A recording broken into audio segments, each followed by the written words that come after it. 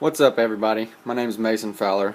Today we're going to talk about in-flight emergencies, specifically carburetor ice.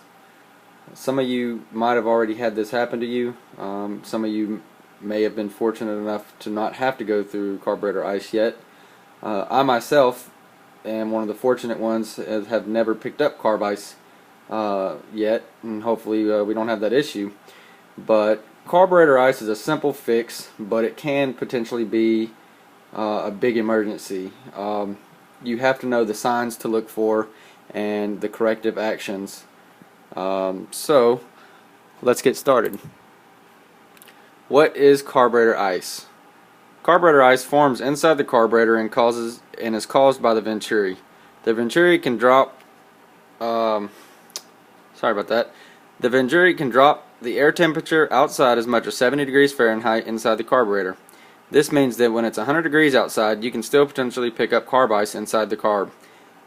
Knowing what to expect and how to act in response to carb ice can change the outcome of the situation and make a safer one instead of an accident.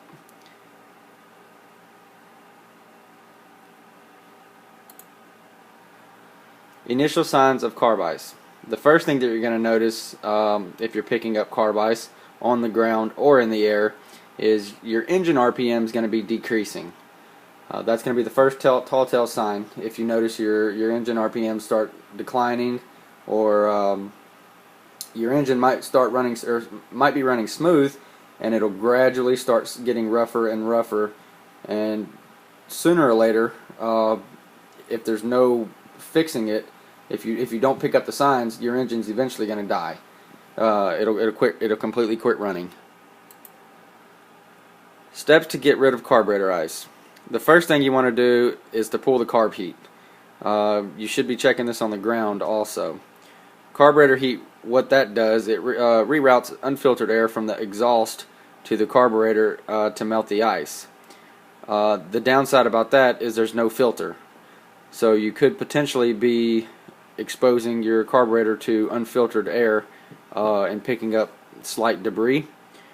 You got to watch for a slowly decrease in RPMs when you pull the carb heat, and then your RPMs will slowly start rising again as the ice melts.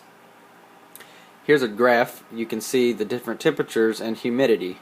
Up at the top left corner, the higher the humidity in the temperature range, that's your high carburetor icing potential.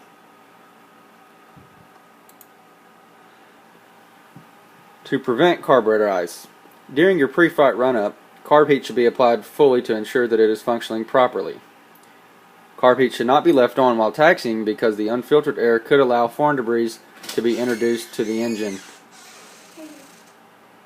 If flying in potential high humid areas where carb ice can occur, if too much time has elapsed from carb heat check and takeoff, perform another carb heat check before taking off.